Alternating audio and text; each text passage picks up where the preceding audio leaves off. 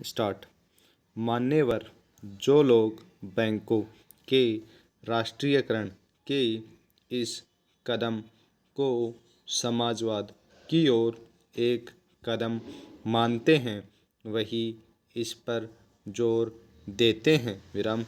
वे लोग जोर नहीं देते जो पूंजीवादी अर्थव्यवस्था को स्वच्छ करने को उत्सुक हैं विराम, परंतु भले ही जिस रूप में वह प्रस्तुत किया गया है और लक्ष्य चाहे कोई भी हो, आमतौर पर यह कदम उस इच्छा का प्रतीक है जो एकाधिकार को आर्थिक एवं सामाजिक प्रभाव के विरुद्ध लड़ना चाहते हैं विराम। यहाँ तथ्य क्या है? निसंदेह चंद एक बैंक देश की अधिकांश निजी पूंजी के अधिकार में है। इनकी कुल जमा पूंजी के अनुपात में अदा किया गया मूलधन तथा रिजर्व बहुत ही कम है विराम।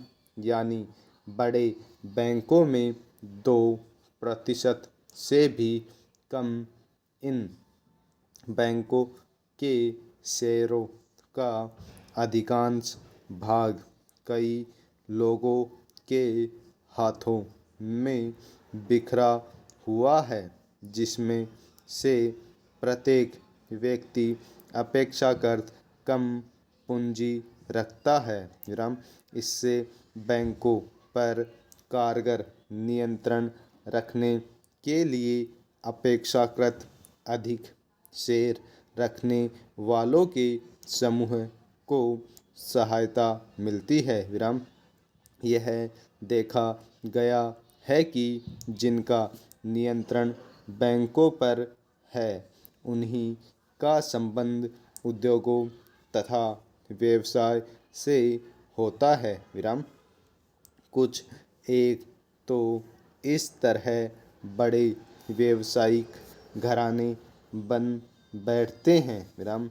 ये घराने फिर बैंकों से बड़े बड़े ऋण ले लेते हैं जो आर्थिक तथा सामाजिक दृष्टि से हितकर नहीं होता विराम। जाहिर है कि इस तरह के ऋण कम शेयर मालिकों के व्यापक हितों के विरुद्ध जाता है विराम। राष्ट्रीयकरण इस त्रुटि को दूर करने का प्रयास करता है विराम। ये तथ्य ही ऐसे हैं कि जिन्हें चुनौती नहीं दी जा सकती विराम। इस पर बहस हो सकती है कि इस त्रुटि को दूर करने के लिए कौन सा तरीका अपनाया जाए विराम।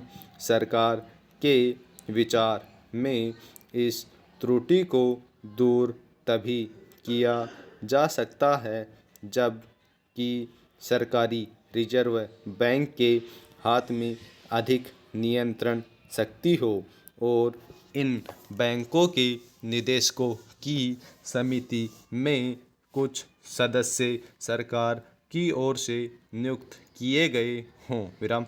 इसी तरह से अन्य उपाय सरकार द्वारा सुझाए जाते हैं। Full stop.